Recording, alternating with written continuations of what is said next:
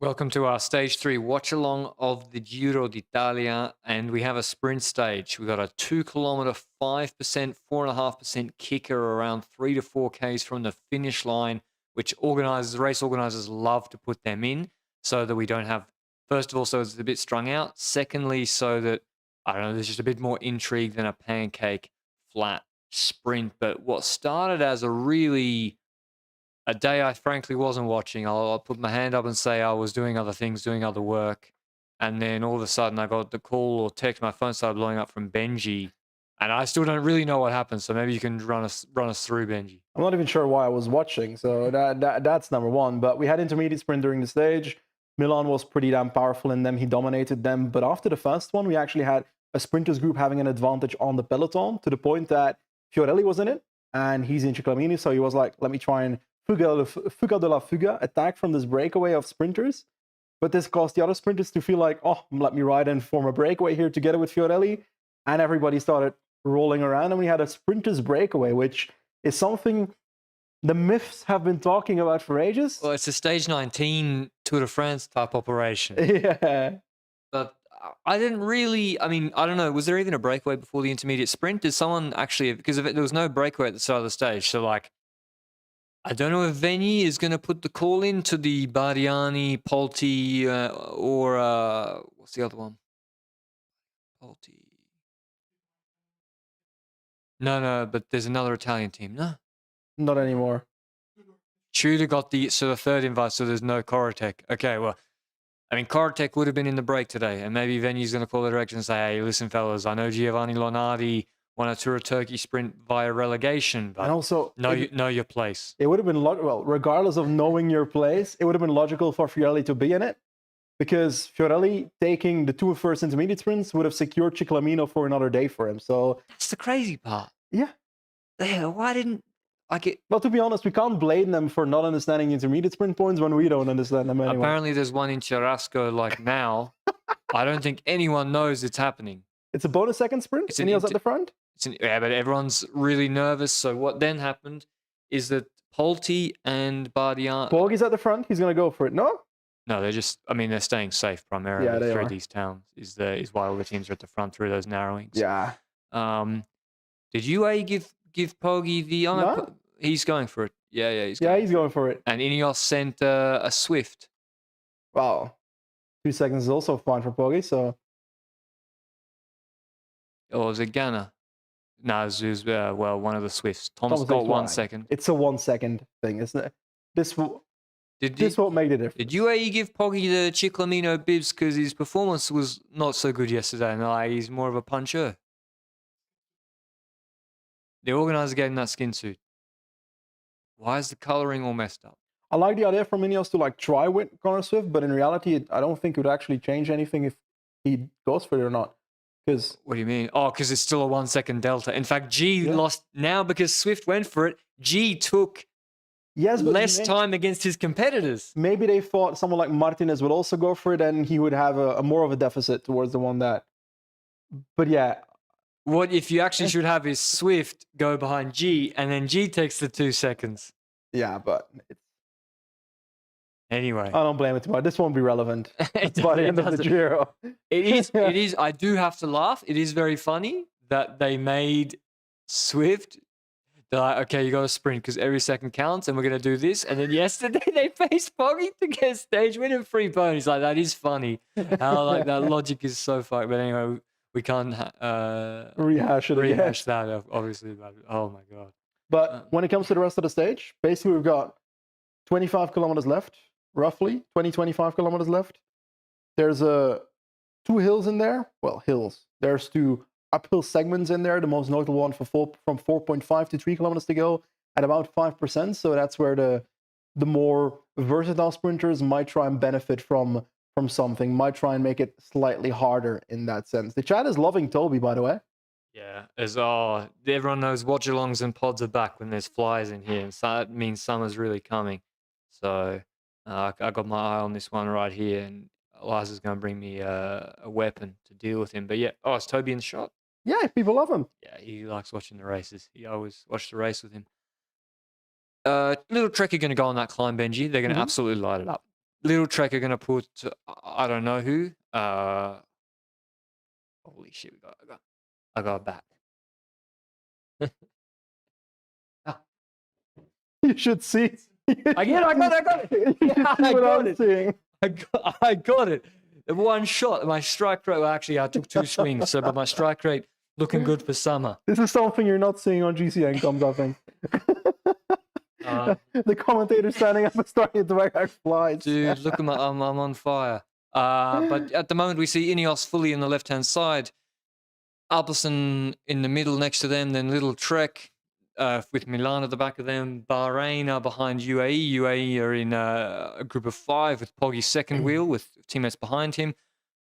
Mullen is already at the front with Martinez. There's an interesting dynamic to all of this. Yes, he's there. Yeah, it's Martinez, no? Yes, he is. But it's also the interesting dynamic of, like, we had that group earlier. Abandoned Simon Carr. Simon Carr My abandoned. Velo games is falling apart. Oh, yeah, well, Torsten Train came last in the stage yesterday, so my stage Hunter from the break in the mountains is also not looking good. Well, how are we in a 1v1 right now? I don't know what we're doing when it comes to Velo games, because You'll be up because you got Poggy. Novak's got a mechanical or BR, back wheel puncture. Maybe those whatever envies they got on them.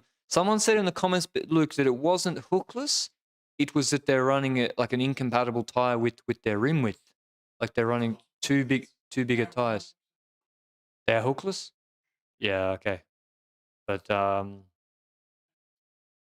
also plenty of riders have flats, so. Sorry, what were you saying, Benji? is it possible that said individual in the comments was saying it in similar fashion to what was discussed when it comes to the Lotto thing, that it was hookless, but the tire and rim compatibility wasn't there to the point that that was a mistake on the team's end and not necessarily on the equipment's end? That could have been that, yeah, whereas like the Gent, they were using a tire rim combination on the hookless that was out of spec, which caused it to roll off. But then Peak Talk was saying that basically those specs are way too tight. Interesting that Milano, by the way. That's Novak. This is saying Milano, so this is lying to me. That's Novak. I'm never listening to PCS again That's today. Eastern European white. Also, the Slovenian bands, famously of Colombia. Yeah, unless Poggy's grown 4 inches. Björk's on the front. Molano is on the wheel of Poggy, and then Rui Oliveira, I think, is 4th wheel of the UA boys. What I was trying to say is we had that group earlier. There were riders in there that did do quite a solid effort. We had Alpecin with 3 riders really rolling through, trying to get that to work.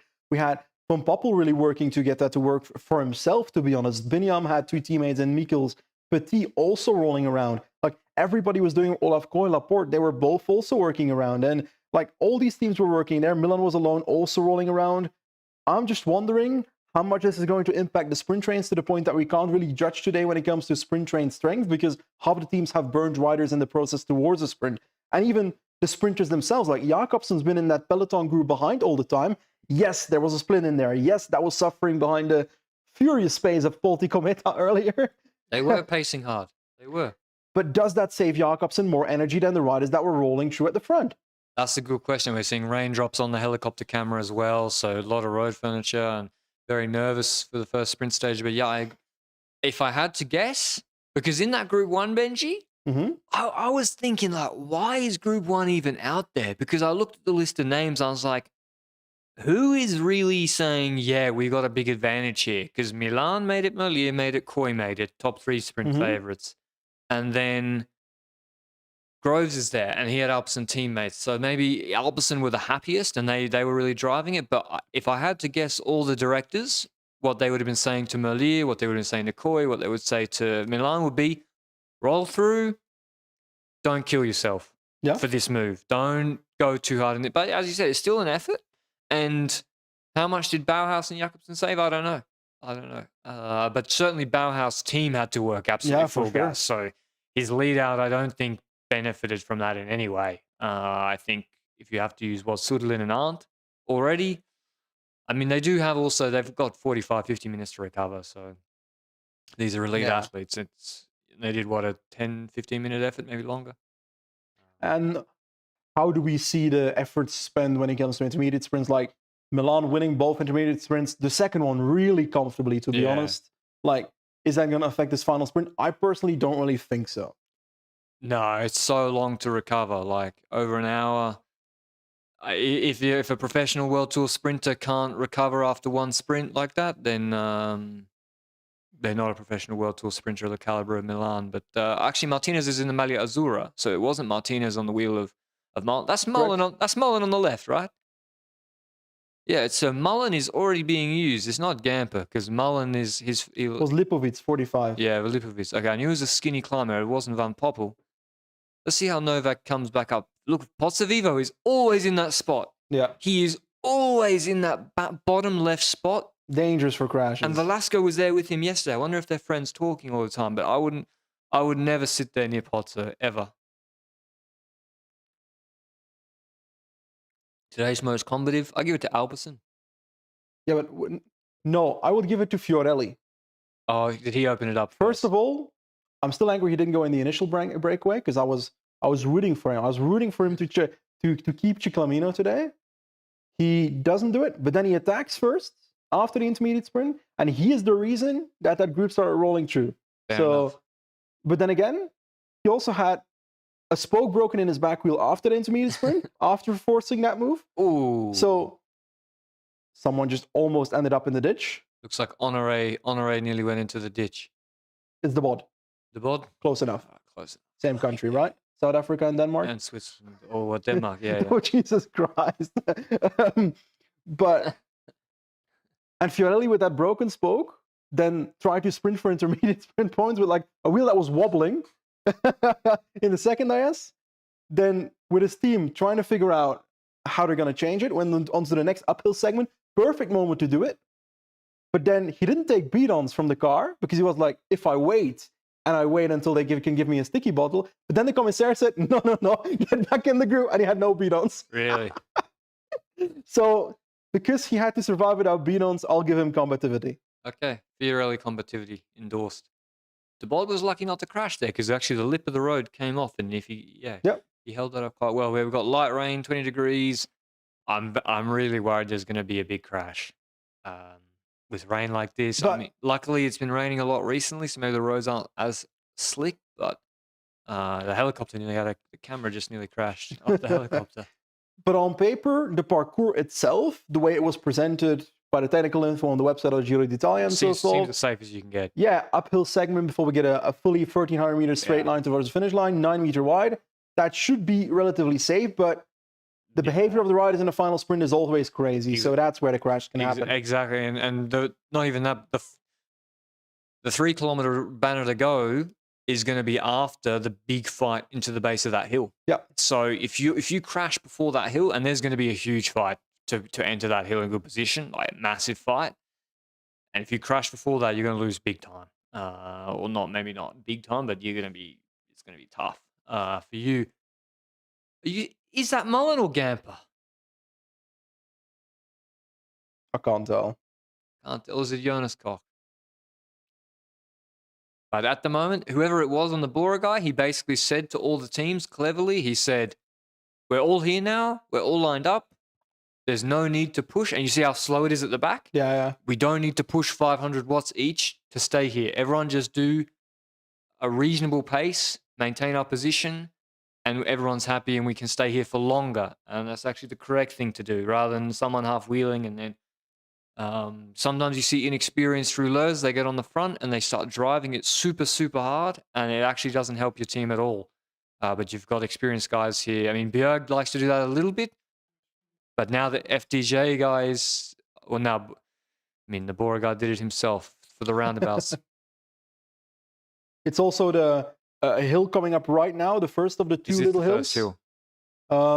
It's nothing crazy, to be honest, but it's something they want to get into position for, I guess. So that's why we've got all these lead out sprinting next to each other. Are you surprised to see Hermans used here rather than to nuke the hill for for Groves? It's weird because they spend so many riders on crash. the... Oh, yes. Okay. So anyway, that was Cor's crash from yesterday we just saw. It reminds me of Dunbar abandoned. Yeah, true. He's had bad luck. So much bad luck. And also the same time of year every year. Yeah. I swear all spring last year he had a broken hand twice. The Vuelta. And then now he has one crash, bang, and the tendon in his knee was cooked, and he has to keep his legs straight for 5 days for it to Jesus. heal. So obviously you can't ride a bike. I What we're like. saying again. I don't know. See, Valter's in bad position again. That's where he was when he crashed yesterday. Oh yeah, about Alpecin. They've spent so many riders when it comes to the echelon thing that I don't know what the strength in each rider is still going to be, because Van den Boschke, Bayer, those riders were really pushing through in that. Bora Mech, all the guys off. Yeah, so as Benji, so you think they have to use Hermans earlier because they cooked Van den Bosch? They might not necessarily, but who's left? Let's look at the team for a second. We've got in the team of Alpecin, we have Groves as sprinter. Bayer was in that group. We had Planckaert and Fabio van den Boschke in that group. So what they have left outside of those is Killick, Jimmy Janssens, Quinten Hermans, and Conchi. Conchi ain't going to do it, but... Who's 148? I'm not necessarily sure Hermans is then the best choice either, but... I agree. I wouldn't use Hermans. I would use him to do like a 2-minute nuke pull, personally. Yeah, because you want Groves to have an advantage on the sprinters like Merlier, for example, and on Merlier to suffer more on that second hill. Yeah. Ineos are so good at maintaining position in this sort of phase of the race. Look at the bubble they've created, 3 wide and 4 deep. It's the whole team is there, right? It's really, really good. Perfect. Actually, what UAE are doing is not correct.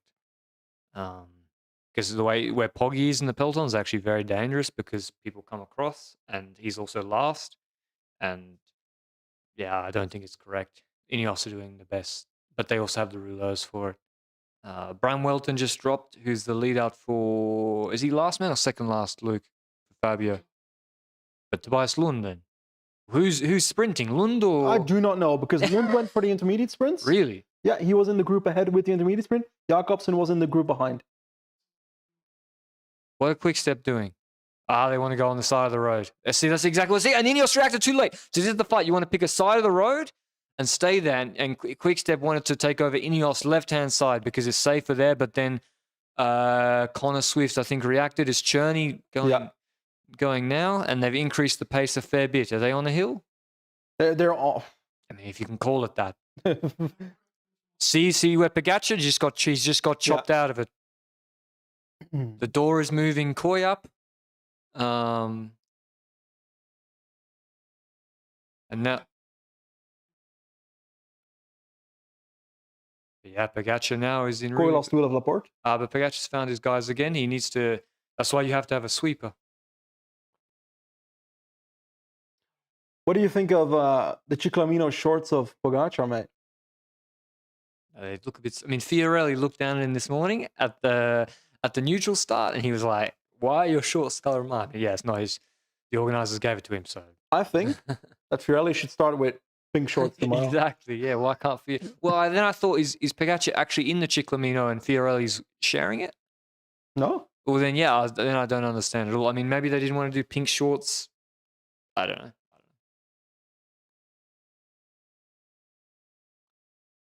Plappy's at the back.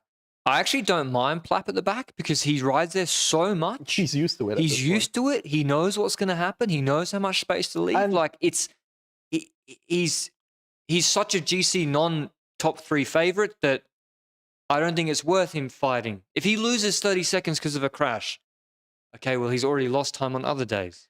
And it's not like he's like Ethan Hayter, who needs to be at the front to sprint at the end of the stage as well. So there's not that urgency to come to the front at the end of the stage, just the urgency of staying where he is and being able to hold on. That's the vibe he needs to do. But we've got 10 kilometers to go. We've got a small downhill coming up, so teams are going to try and get in position for that. And about 2 kilometers flat before we start the hill with about 12.5 kilometers to go. So my kilometers I just invented are not exactly correct, but let's pretend they are. So I think 4.5k to go starts the hill. My prediction is that the teams that just spent a lot of energy in the last 7 to 8 kilometers are not going to have a good final 3 kilometers.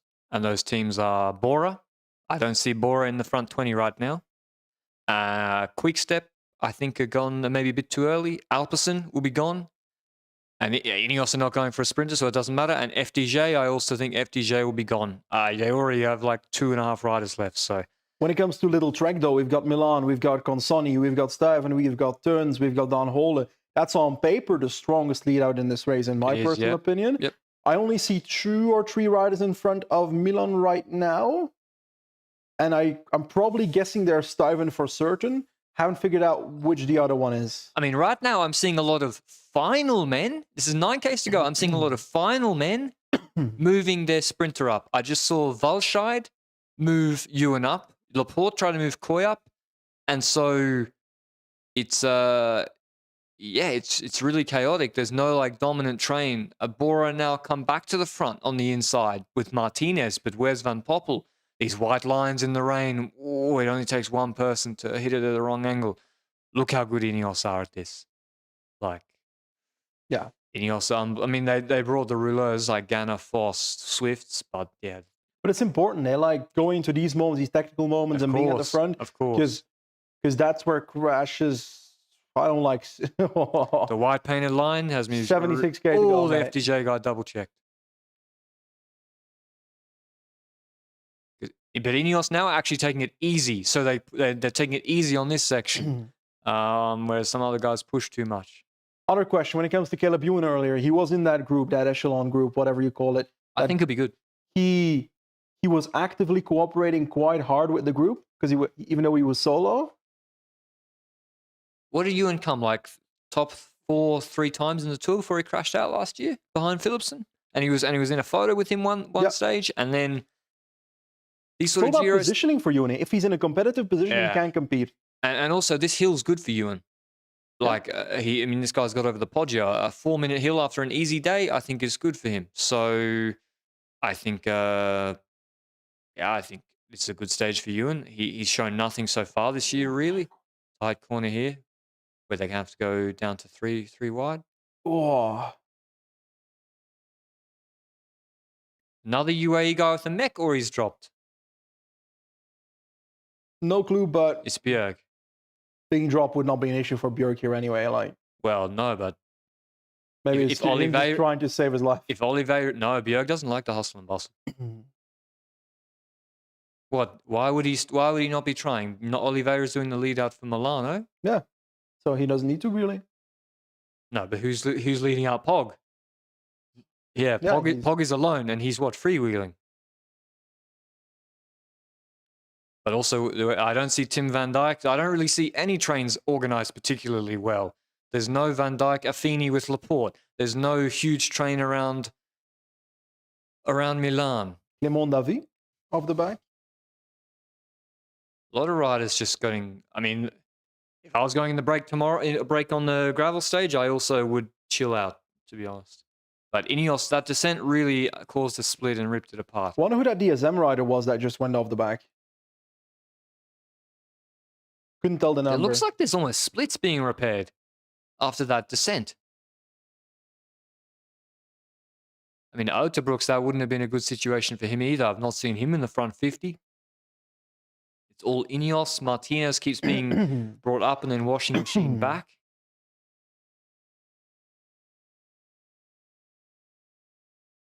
FDJ have got Askey third wheel, Legac on the front. I don't know who the second guy is. We're seeing some Gruppetta action. Micah.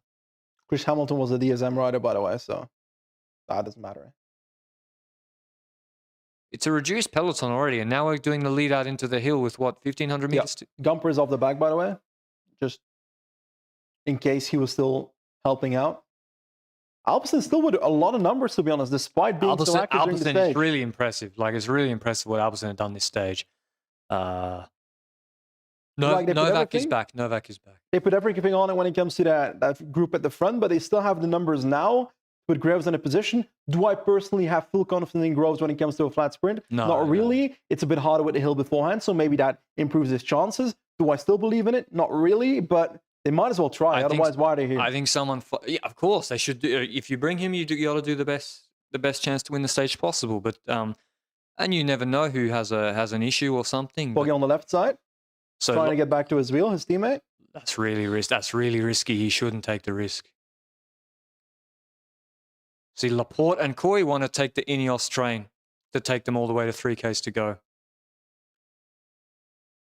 Shooter with a lot of numbers. Is that for Dainese? Yeah. It has to be. I don't think Trentin can win on this sort of sprint. I don't think so either. I see Trentin, but I can't see Dainese. But you never see Dainese until 20 meters to go when he It's pops also a out. 6-man train, so 5-man? Ineos are launching it. This is the hill now. FDJ pushing. Poggy's moved up himself on the hill onto the Ineos train. FDJ tries to make the hill harder because Now Trek have been detached. They got 2 left, 2 right, and I guarantee you the idea was for Trek to launch this hill. It's Jasper Sturva has moved up Milan. They should be pacing this full gas. Tudor as well are going. I mean, Dainese I wouldn't have said was the best versatile sprinter, but if he can do it, he can do it. Eh? yes, tight point there. Corey just lost 5 positions. This is the hill. Sorry, that was the lead out to the hill. Now they go switchbacks. They're going to really accelerate out of that hairpin. Where's Malia? Trying to figure it out. Aronsman pacing, doing a really hard pace on the left Vinny hand on the side. left side trying to bring himself up. Sturva should find a spot. I'm not sure. Yeah, Sturva has cooked himself. Nah, I'm not sure yet. I don't think so. It's split already about halfway down the peloton. And that split is going to be accentuated if someone drops the wheel out of this hairpin. Aronsman's pushing really, really hard. Ineos probably want to do the descent in front. There's a crash, or at least, someone had to put a foot down. So that, if you were that person, you've lost 1 million positions. Pogacar's now in a good position, in 3rd position, together with an Astana rider. We see 3 Alpecin riders right now on screen. Is that Gaviria as well there? About midway screen, now on the right of the screen on the helicopter angle. We see Milan's still in a good position, to be honest. Novak's moved back up. Novak's moved back up. The EF rider's about to take a flyer. EF rider's about to take a flyer. No? Yeah. He should. Yeah, he has. André Valgren, who is it? Poggy's following him. I don't know why. But it's Honoré or it's a skinny boy. Doesn't look like Valgren to me. Piccolo? Pogacar following, man. They won't go anyway. Pogacar's going. Thomas is going. This is good. This is good shit. I'm sorry. I'm liking it. Pogacar's going with this man. Thomas trying to close it. He caught Ineos napping, huh? Oh my God. You could see him thinking about it, but yeah. Keep going, guys. Keep going. Come on, Poggy. Come on, you got to keep going with this man. He had no team. Poggy moved himself up, and then he's attacking Thomas. Really, really impressive. I think it's DSM closing it down, or Alpecin. Yeah, it's Alpecin. And then Trek's in the wheel there. 2.5k to go. Come on. I thought Thomas shouldn't really ride, eh? Because he's going for second. He's going for second, so he should ride. Seconds on the podium competitors, yes. No, but he's going for second, so that's why he's riding. Fair. What he is. But Pogacar will take time on him. Yeah, in this scenario. He's not trying to beat Pogacar. Pogacar's smashing it. He's dropping Thomas. Wow, he's even dropping Honoré. Wow, what a crazy... Honoré was like, what the fuck have I started? That's why organizers put hills in these finishes. Because like you get crazy stuff. I mean, the motor is there, but he's really got Thomas on a gap. He might blow Thomas. He saw Thomas is still on a gap, and he started pushing harder again. Yeah. This is great. Yeah, it's great. Like if you did this in the Tour against Jonas, you would be like, oh, it's not so sensible. But I think they're giving me the same vibes of the old Sagan, Froome vibes of attacking. Yeah. Gap's not huge. Right, yeah, they're going to be... They came back in. There's Laporte. He came back in. Laporte was on the pavement there, now back on the road. G shouldn't ride. There's no way G should ride. First of all, G can win the stage if he makes Poggy do the whole last kilometer full. Yeah. So G should not ride. And also Poggy had him on a gap. He should... Already he's on a gap again and out of the corner. Yeah, I don't see why Thomas should ride in this situation. Like, no. They can take down one of his podium competitors. If he rides for the podium, sure. He should not ride. But I'd rather see him try to win the stage. Yeah, he should sit in, and if he can flick Poggy... Just sit in the wheel, dude. It's not. He's going to ride. That's so dumb. I mean, maybe... You won't win the stage if you don't pull, but Polti are coming through. Polti, the saviors of the day once again. Is it? Yes, Polti. How? 800 meters to go. Alaphilippe in the wheel. Milan is third wheel. There's Laporte is trying to find Koi. Koi's not in his wheel. He might have to go for the sprint himself. Narvaez is there, finding the lead out of Trek. Trek have got the lead out back together. They're trying to come late. Koi's really boxed in bottom right. Van Poppel's to the left. They're going to catch the GC guys in the actual sprint. 500 meters to go. I can't see... Oh, Merlier's in position. Merlier's in position, I think, with Van Leeuwenberger. And Tudor launching on the right-hand side. Trek have got Consoni launching now after Pogacar. Pogacar opened up his sprint. And he's just been caught on the left-hand side. Koi right there on the Israel wheel. DSM opening up. Milan trying to take the wheel of the Israel off Koi. Koi's got it defended. Milan jumps early as well as Ethan Vernon through the middle. Milan's going to win it. Milan's going to win it. Merlier on the left side. Merlier on the left side. Oh, Merlier. Milan. Oh, Merlier's I don't know. Merlier's claimed it. He did the horns. Yeah. I think it's Merlier. But then again, your eyesight is usually better than mine. I'm not sure he could see across exactly to see Milan. He was on the other side of the road.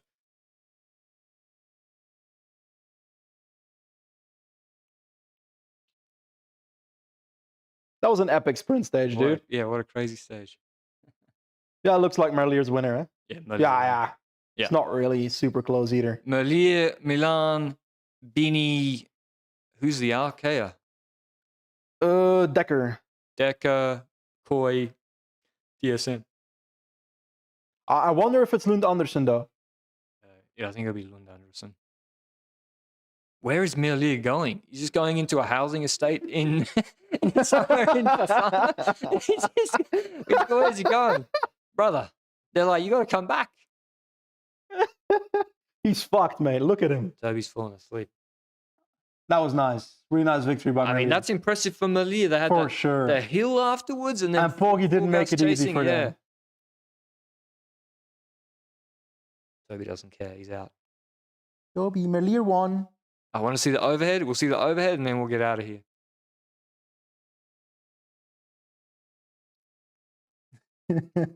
Yeah, he's just gone. Imagine if Philipson was here as well. Hello, happy? Yeah, what a big, crazy first sprint stage. I thought when it started it was going to be so boring, and it was so boring for 2 hours, and then it kicked off. Yeah, unbelievable. Now we see the overhead. Vernon goes to the wheel of Dainese, takes it off Koi. Then Milan is getting the lead out to the left-hand side from Consoni, but Consoni peaks on it. He has to get dropped off on the wrong side. Milan starts his sprint way too early in the wind, basically doesn't get allowed to take the wheel. Koi loses the momentum and then gets boxed, but doesn't have it anyway. Merlier just jumps himself on the right-hand side, on the other side of Vernon and Lund Andersen. Koi got checked out of it. And then Bini comes up the right-hand side on the wheel of Merlier. Lund Andersen, really impressive, to be honest. Bini was coming with speed too. Decker as well. Yeah, Bini was coming fast. Crazy sprint. Obviously, in the draft, you're always faster, but still, I wouldn't have expected him to be that close to Milan and Merlier. Trek should have done the lead out on the right, next to that train. Milan did impressive to come second in that sprint. Like, Milan got left so early. But yeah, Merlier, timing, speed, power, precision. Who's the Cofidis sprinter? Holdani? Is he at Cofidis now? That was Arkea there. No, on the right. Oh, Holdani or Anilkovsky or something. Ewan out of the top 10, Milano maybe 10th. Alrighty, thanks for watching the watch along. It is Merlier, Milan, Bini, Jenti Bermans. Jenti Bermans, not Decker. Koi, Vernon, Anilkovsky, Gaviria, Dainese. Thanks for watching, and we'll do the